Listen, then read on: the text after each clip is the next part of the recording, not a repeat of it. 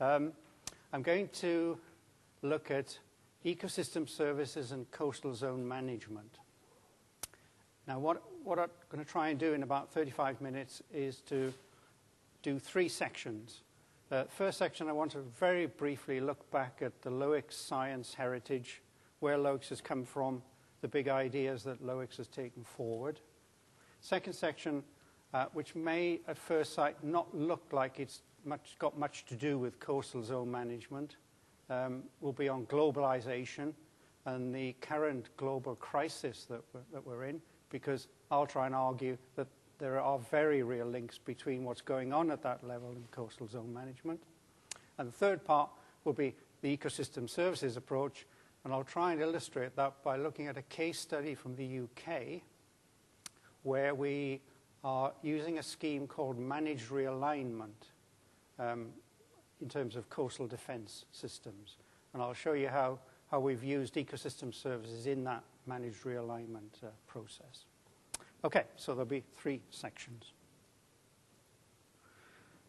Started here with the Loicz perspective. And I think this very neatly sums up how Loicz sees the coastal zone. Domain of convergence for terrestrial, oceanic and atmospheric forcings and human influences. The diversity of human influences provides a fine spatial tapestry of biophysical processes interacting with human society. These are associated with a dynamic for change across a range of temporal scales existing well beyond human lifespan. And for me, that more or less says it all.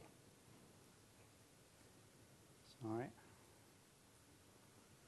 Now, old Loicz, as you can tell from my age, had a number of foci that it concentrated its effort on.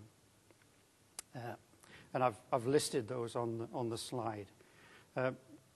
Loicz looked at material fluxes, human interactions, spent a lot of time on biogeochemical transformations and budget work, and made a lot of progress in that area. We spent a lot of time on scaling and typology issues, and after the start of Loicz, we started to look at this interface between the biophysical and the socioeconomic and political side, and I think very early on started a movement that newer Loicz has taken much further into what we might call adaptive management of the coastal zone. We were looking at river fluxes and then a series of key global phenomena such as sea level rise. Some of the conceptual challenges that have come out of that program, I think, I've listed here for you. Seems to me that Loicz has been one of the pioneers in this interdisciplinary science approach, where humans and human interactions are at the center of many of the changes that are going on in the coastal zone. And I tend to agree with IGBP, who argue that there are very few processes now that don't have a human signature somewhere in that process. Climate change being the classic example. And then the work, I think, has been building up in terms of ecosystems and ecosystem services. And so I'll try and make a case for how can this ecosystem services approach take us further into management and policy at the coast. Now, the management issues that I've personally been concentrating on have included a number of issues where how you manage and the success rate you get from management has been quite limited in many cases. Most of our coastal zones are fundamentally affected by what I call a historical legacy problem. In my own country, in the UK, many of the major river estuaries that we have, particularly the ones that drain into the North Sea, have a huge store of contaminated sediments near the marine end of the system. And those sediments have contaminants going right back to Roman and beyond times of industrial activity. And gradually, over hundreds of years, these slugs of contaminants have been moving down the catchment and have ended up in these sediments. And once disturbed through navigation, dredging, or flood defense systems, then we have a major problem, which wasn't of our making today, but we have to deal with the costs. It seems to me that globalization and the fundamental point in the process of globalization that we've reached right now has quite important implications for climate change. And I'll come back in a minute to talk about why I think the global credit crunch and financial crisis that we're currently in is actually a very opportunistic time for society to make some fundamental changes. And if we don't start, I would argue, to make some fundamental changes now, then we've missed a real opportunity to reorientate the business as usual type of development that we've been locked into. The forces of globalization and other forces through the socioeconomic systems and then concentrated into coastal zones, it seems to me we've reached such a pitch that what we might call co-evolution of these systems are going on. The number and extent of feedbacks between the biogeochemical and the socioeconomic and political have now reached such a pitch that there is not one or two or three systems. There's one system which is co-evolving through time. And that sets up many problems for us. Another issue I'll say a little bit about is how do we reorientate our global economic system and then our national economic systems more towards a sustainability objective as opposed to a fast growth, short financial return set of objectives. And I'll talk a little bit about what I call weak and strong sustainability. In the literature, there's quite a debate about who coined these phrases, weak and strong sustainability. There's actually a US-UK debate. The US says Herman Daly and other people first coined this. The UK says David Pearce and some other people first coined these. Who cares? I think they're good concepts and good examples. I'll give it to Herman Daly as a matter of diplomatic nicety. So I'll say a bit about the switch from weak sustainability, which is more attuned in the business as usual type approach, and strong sustainability, which takes us further into sustainable development, the utilization of coastal ecosystems and their services and benefits. Okay, so my point is that if we're going to reform this global economic system, which will then have profound implications at the coastal zone, a shift from weak to strong sustainability is a fundamental part of that process. Now, this shift from weak to strong sustainability will involve not just economic science thinking, but ethical, social value changes. So what I've tried to show in the diagram here is the one way of portraying how the future might evolve. So in this scenario analysis, the basic aim of this scenario analysis is how can we deal with future uncertainty, not risk, but true uncertainty. And so, well, one way is to develop a series of feasible scenarios. They're not forecasts, they're just feasible outcomes that the only rule you have is that you can't have a scenario that's just not possible in either political, economic, or other terms. So these are feasible futures that may occur. And I've built on, because of my background, the IPCC type of scenario thinking, and most of the scenarios I've seen have this sort of, the words change, the labels change, but the actual thinking behind them is very similar.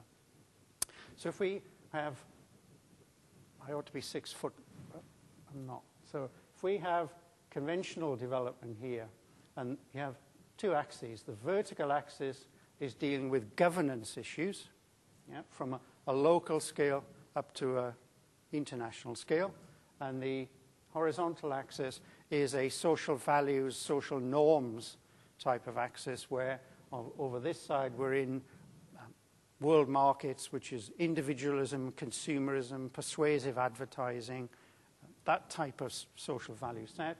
Over here we're in collectivism. We are both citizens and not just consumers, and as citizens our preferences are different and our value set is somewhat different. Okay?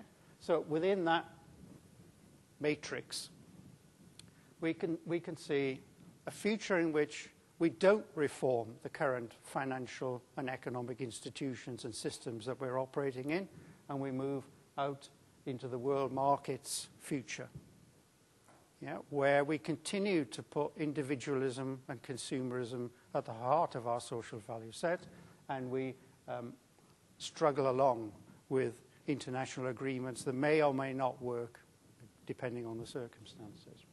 But if we wanted to shift from weak to strong sustainability type policies, then the future that we ought to be aiming for is the one over here, where number 2, where we are moving away from individual market-driven social values into a more collectivist approach, both within our contemporary societies. So individual countries should spend more time thinking about income inequalities in their country, and then the globe should be thinking about more north-south, industrial, de-industrial, developing inequalities and how we deal with them. Over this side, the governance issue becomes critically important, and because of the shift in values, there's much more affinity with international type agreements and protocols and sustainability thinking. Other futures which are equally feasible, 3 might be still towards even stronger sustainability, but now we've really emphasized the collective nature of the society that we want. And we've also decided that the globalization process itself needs radical reform, and we want to move away back to a more local scale. And there are minor examples of that in which, in my country, and I'm sure in yours, supermarkets are now under pressure to shorten the supply chain that they're operating with and to source more products from locally derived systems. And then finally, it might well be that the world gives up on international agreements and international cooperation and collapses into a regional bloc mentality where blocks of countries or individual countries merely try to be self-sufficient, and the whole global ethic drops away. So none of these are forecasts. They're just a way of bounding the uncertainty that the future may bring. So in terms of shifts from weak to strong sustainability towards more adaptive management in our coastal zone system, then my argument is that at this global level, and then filtering down into national systems, a shift from 1 towards 2 into this region is what's required. Okay. The international system that we've currently got has its set of institutions such as the World Bank, IMF, World Trade Organization. These are fundamental to the working and the governance of this international system. But when we look at why they were brought into being and the historical time in which they were first developed, the expectations of these institutions and the context in which they're working has completely changed. Yeah? They were brought in to stimulate fast economic growth following the Second World War and the devastation of the Second World War. And in that objective, they've been really successful. They have stimulated a large increase in economic growth around the world. The question is, are they still fit for purpose in my weak to strong sustainability world of adaptive management and more collectivist social values? My argument would be, no, they're not. And we either have to reform the way they operate, give them a new mandate, which would be an incremental way of getting some change, and I'll say a little bit about that in a minute, or we have to scrap them all together more radically and find new institutions with new guiding principles that will force the system that way. Because I just don't accept the argument that, well, that's the way the world is. The world was made by us, human beings. If we want to change the world, then we can. These are not naturally forced systems. They are human-created systems, and they can be reformed, they can be changed. Okay, we need to reorientate what we think of as wealth creation in our process. And again, huge links to the coastal zone, because the coastal zone is a massive wealth creation area. And think about not so much short-term financial gains, but real wealth creation, where one conserves natural ecosystems and the services and benefits they provide. There's a recently produced piece of work that has looked at the costs from an economic point of view to global society of our misuse of environmental goods and services and our degradation of ecosystems. And using traditional national income accounting measures, I'll come back to that in a second as well, you can show that with the available data, and that's a big caveat, we don't have the proper data sets for everything, but with available data, we can show that it's costing the world something like $3 trillion per annum in environmental degradation and or the defensive expenditures that society has to engage in order to put right some of those damages. $3 trillion a year. That's a fair sum of money to be, I was going to say throwing away, that's too strong, but that's a huge damage cost to pay. Now, I'll come back to that cost accounting method in a minute. As this fast growth global and national economic system has been operating, and these ecological debts have been accumulating in terms of environmental damage, in particular to coastal ecosystems and coastal resources. One other feature I think is worthy of comment.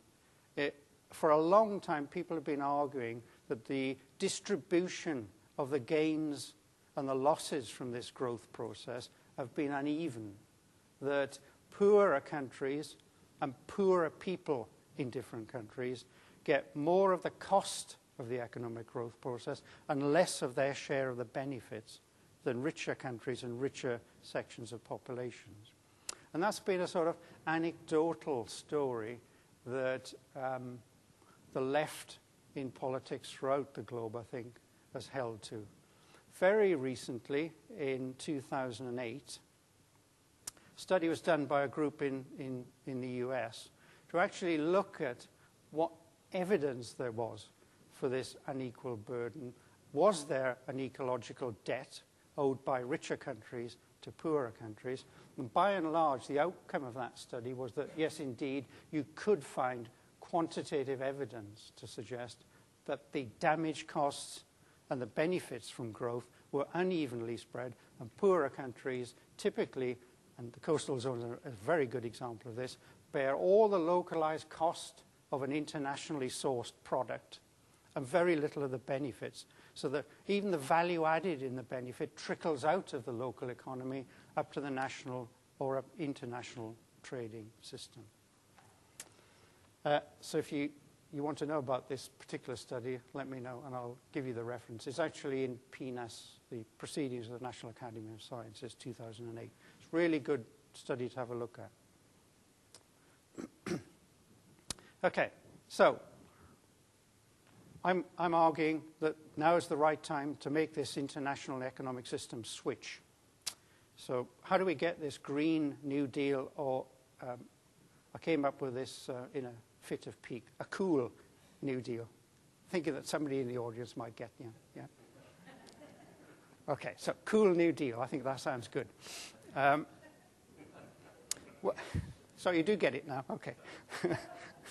So what we want to do is to shift from thinking that says, this is never actually articulated directly, but this is what it means. Shift from a system where fast growth appears to be indefinitely possible through time, and the expectation that the world will just, economically, will just continue to grow. Shift away from that and ask the question, is the scale of economic activity that we now see on a global basis now, has it reached such a point that the environmental, life support and other systems are completely overloaded by this scale of economic activity? And that, in fact, what we ought to do from weak to strong sustainability is shift into what we might call a steady state type of economy, again, most famously associated with Herman Daly in the US.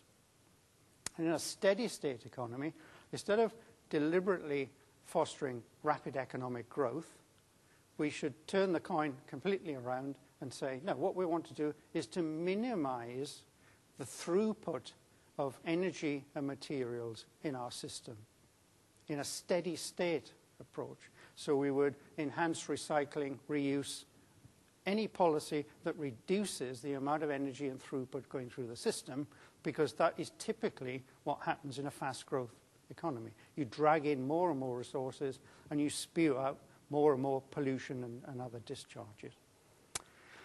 So we want to move from a fast growth system to a qualitative development system in which sustainability is at the forefront. Now, in order to do that, we'd also have to address the wealth and income inequalities, because in a more sustainable society, inequality up past a certain level is itself a source of instability and dynamic change. And we need better indicators of welfare in terms of when we're in this system, how do we know whether when the GDP goes up, we're actually, in welfare terms, getting better off or worse off? The answer is you won't know if you just look at GDP. You need other indicators to help you in that process. Okay, so here's my picture of the fast growth economy and the inequalities involved. Over here you've got charted for you gross international product, which is just economic growth in monetary terms, and exports. Both those curves are on a very rapid upward trajectory. And the flat line is the number of people at or below $2 a day in terms of a poverty index.